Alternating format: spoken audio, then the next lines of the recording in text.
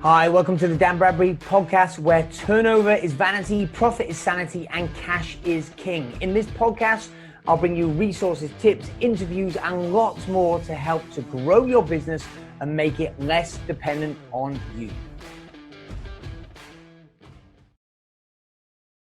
Hello and welcome to the Dan Bradbury podcast. My name is Topher Morrison, guest host, pitch hitting for Dan Bradbury as he just read the book, Eat, Pray, Love. He's now in Bali trying to fall in love with himself.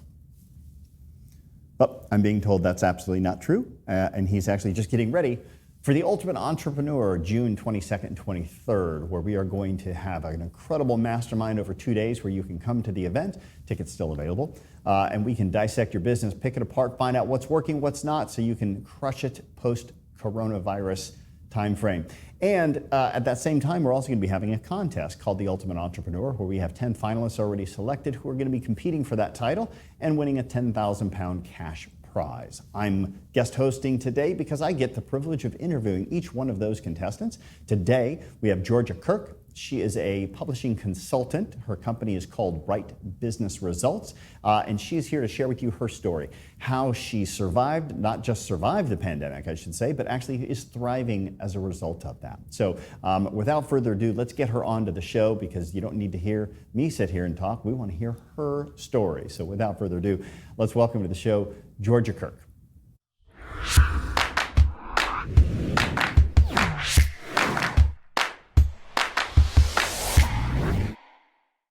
Georgia, welcome to the program. Glad to have you on the Dan Bradbury podcast. Are you excited to be in the competition for the Ultimate Entrepreneur? I'm so excited, Topher, and really pleased to be here today. Thanks for having me. Well, I can't wait to hear your story, because I know it's going to be a good one with a happy ending. Otherwise, you wouldn't have become one of the finalists for the competition. But before we even get into that, I want to just have a quick conversation about pitching, because I'm a pitch guy and I love to hear people's pitch and how do they present their business. So what I'd love for you to do is just give me your pitch. Tell me a little bit about your business. Yeah, sure. Thank you. Mm-hmm. Well, research suggests that about 83% of adults want to write their own book, yet less than 1% actually ever do. So I help busy entrepreneurs build their personal brands and community by creating and publishing their books, and also their blogs and their podcasts. And myself and my team do this even if they don't write, they don't have any equipment, and don't know where to start. Fantastic. Clear, concise, precise. I loved it.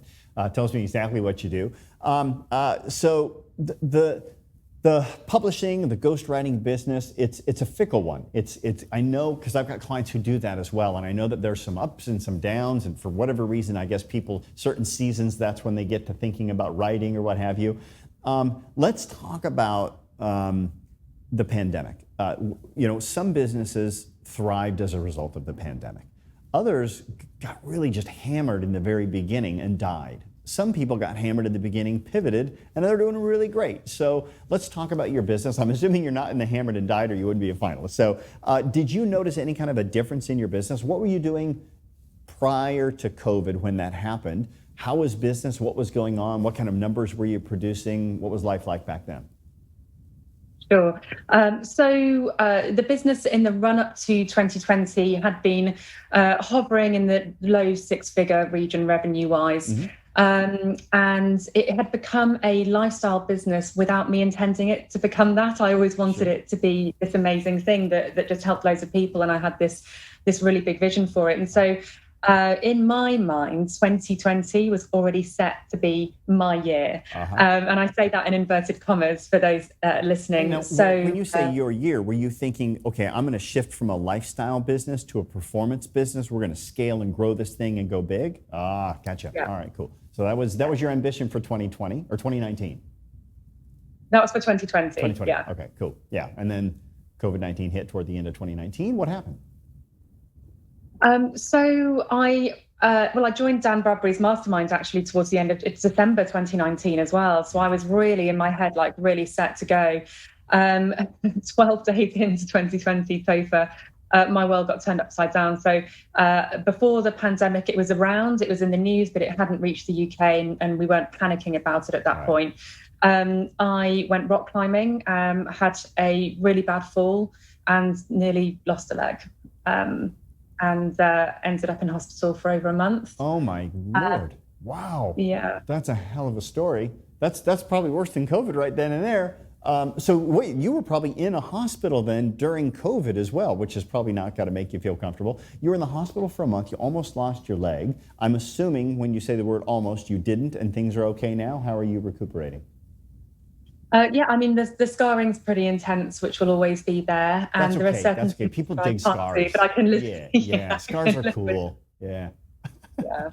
I mean, there are some things that, it's a life-changing injury, but I'm really grateful to be walking again. I'm working out 5 days a week now, and, I can go about my life. So, yeah, I'm over the moon. I love this story because, it's so easy for, us business owners. It's so easy for us to go into our corner, feel sorry for ourselves when business goes down and whatnot. So I could just see so many entrepreneurs going, oh, COVID, it's killing my business. And you're like, yeah?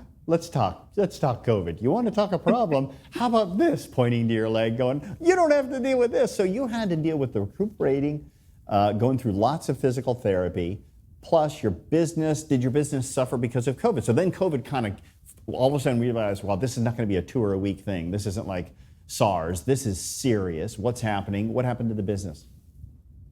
Well, I mean, to be honest with you, a consultant came. So when I was in hospital, my leg was really, really bad. My foot came off actually, and it was I really had to be literally put back together again. And I was I was in a bad way. I couldn't move. And was in a lot of pain, but I needed limb reconstruction surgery. So they took me into theatre. They found out it wasn't a break, just like a bad break, like they thought it was. Their exact words were, your leg's exploded. And they didn't know if they could save my ankle joint. They didn't know if it might be a below the knee amputation. And so I needed a transfer to another hospital to have a specialist team. And because they didn't have any spare beds and they didn't know how long that transfer was going to take. And so a consultant came to see me, and I was on a day ward because that's all the space in the hospital here in Kent that they had. I couldn't even see a window, no fresh air, no daylight. And I was there for 3 weeks before I discharged myself, took myself off to my boyfriend's parents' house, where I had to be carried about because I couldn't move at all. And for 48 hours so that I could get into the hospital, because it was quicker to go in as an outpatient than it was to be transferred from another hospital. Wow. And a consultant came to see me, Topher, and she said, this is just before I did that, she said to me, listen, I'm going to be really honest with you. We don't know what's going to happen. You could lose part of your leg. You could lose your ankle joint. You need the limb reconstruction surgery, and we can't do that here. We don't know when your transfer is going to be. So it could be later this week. You could still be here in a couple of months' time. So your only option, like the only thing you have a choice to be able to do for yourself right now, is to get your mindset in order.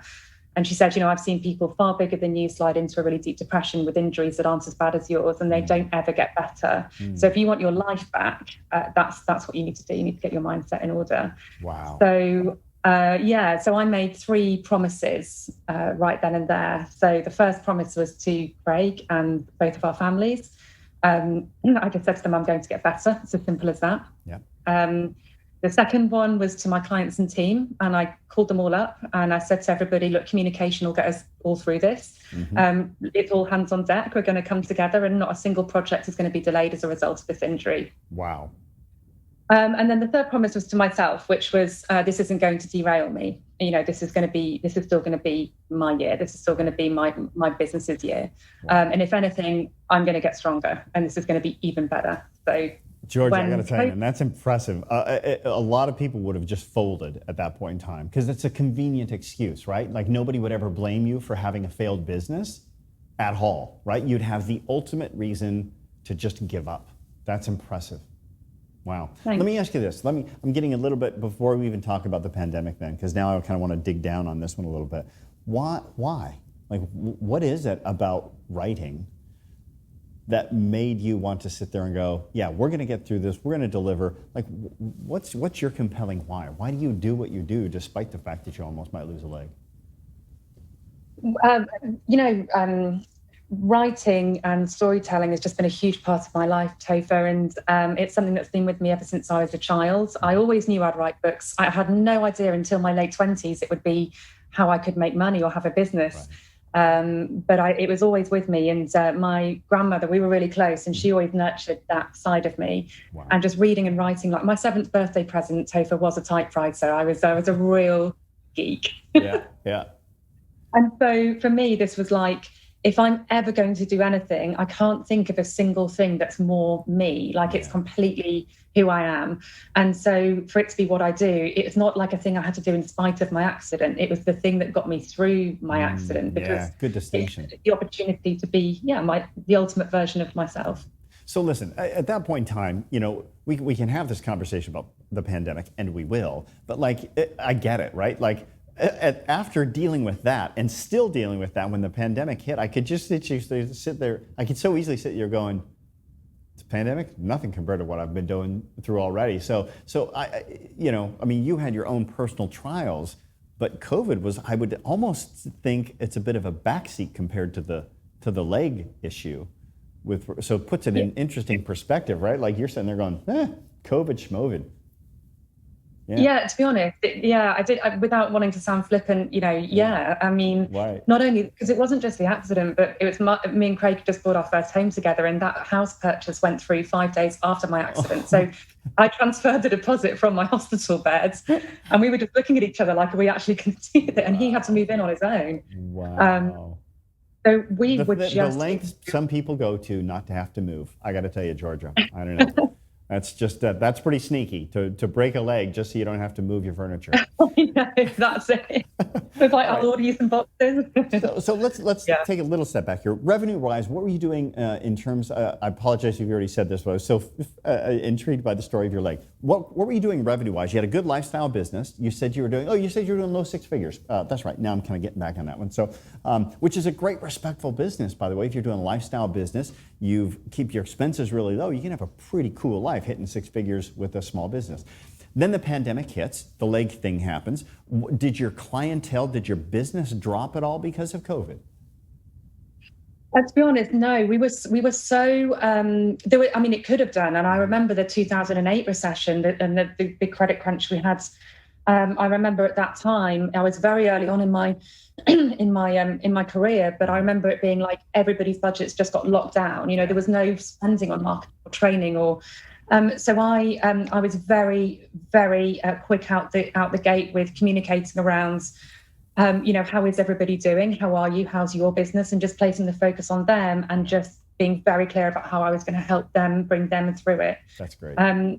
Just totally focused on my clients and helping them grow. So you had just signed on with Dan's mastermind then. You're one of the newer clients for Dan. Most of the people that are in this competition, by the way, have been with Dan for 4 or 5 years. I mean, one guy's been with him, I think 10, 11 years. So you're probably one of his newer clients. I would assume, was there, tell me about that a little bit. Once again, derailing from the pandemic, but that's fine. Did you have to, because I know, one thing I know about Dan is that he is relentless for you knowing your numbers. You have to know, you live, in fact, I think on his website, one of his mantras is, we live and die by our numbers, right? So, was there an increased level of communication between you and Dan at that point in time? Just like, how do I manage the business with recovering in my leg? Did you have to do anything from a cash flow perspective to make sure that you were keeping expenses tight, or were you already pretty well down with regard to knowing your numbers and keeping your expenses good? No. So for words are my thing, but numbers were my weak point, which is the biggest reason I signed up to work with Dan. Yeah. What I found out during that time, I actually I fired my accountant, and I brought in a new accountant who's actually he works as like a financial director essentially. Mm-hmm. So we started to get my figures together, and I actually learned that whilst revenues for a lifestyle business, it's respectable, that I didn't know the difference between revenue and turnover. So what I thought I was doing, it was worse. So. Not that it was, it wasn't what I thought. Yeah. And when he opened my eyes to that, it just reaffirmed all of the commitments and those 3 promises that I had made in the first place. So I've made so many changes. Yeah. Can I just say, by the way, I want to compliment you for a minute, because it is so easy, especially on a podcast or a show, or when you're up on stage and you're a contestant. It's so easy to let the ego get out of control and hide the inadequacies of financial literacy or any aspect of our business. And for you to just literally make a confession like that on the show speaks so highly of your character, Georgia, in terms of the fact that you're like, listen, I didn't even know the difference. There are so many entrepreneurs out there that don't, and they would never admit that. And I just want to take a moment to compliment you on your humility, and well done. It's fantastic. All right, let's get back in. The interview's almost over. We only got like about 4 minutes left here. It goes so fast, right? All right, did you find, so now we're in COVID, your leg, you at this point in time, you have your operations, so you know the likelihood of being able to walk again and keep my leg is hopefully higher than it was in the beginning, so you can focus a little bit more on the business. You're getting your numbers down. Did you find yourself having to change your messaging at all during the pandemic? Did you pivot in any stretch? Because what I really liked is that you said you got on the phone, you communicated with your clients, you let them know that you weren't going to delay their deliveries. So it really sounds like you stepped in from a compassionate side of empathy, knowing that they were concerned as well. But what did you do? How did you bring in new business, and did you have to shift or pivot your message? Yeah, great question. Here is what I did. I really doubled down on like my why and the whole purpose of everything, like why are books so important, and refined my messaging. And that was when I realized, I was helping people build brands and build communities. So I refined my messaging. I increased the hours of my marketing manager, and we started putting out content really regularly. I launched my weekly podcast, Interviews with Experts. I launched 2 new services for my clients, which gave the business monthly recurring revenue, because the books are all charged on a flat fee, right? Right, yeah. And that recurring revenue component was needed addressing. So we launched the blog and the podcast Done For You services, and that brought in that regular repeat business as well. Nice. I refined my customer avatar. I actually fired a couple of what someone else in the mastermind, what Gavin Scott would call BMWs, bitches, moaners, and whiners. They were just bringing the whole thing down. It wasn't right. And I was thankful to get that wrapped up. I brought in project management software, which increased our capacity to deliver and made us far more professional. And it connected all of the team, who then started to become autonomous and independent. And it started to remove me from the day-to-day of the business. Fantastic. Thank you. I got a mentor in addition to being in Dan's mastermind. And my FD and him work together. And then we have regular meetings now as well. I created 6 new roles in the business. In total, 3 of those were full-time employees. Wow. And 3 of those were regular freelancers. All right, now I got to know. Okay, so you're doing low 6 figures prior to the pandemic and prior to breaking your leg. Where are you at now? What are you doing? What kind of numbers are you producing at this point in time? Closer to mid 6 figures. So there was a 120% increase last year in revenue, 125% increase in turnover, and a 12,600% increase in net profit. Sorry, repeat that. I'm sorry. What was the percentage of profit increase? 12,600. 12,600%. That is phenomenal. Also probably reveals that there wasn't a lot of profit in the beginning anyway, but doesn't matter, right? The fact that you know that number, that you did that, holy hell, well done. If this was live, this is where we put the high five up, right? But we can't do that because of COVID. Listen, I cannot wait to meet you then, June 22nd and 23rd. Are you going to be in person or are you going to be virtual?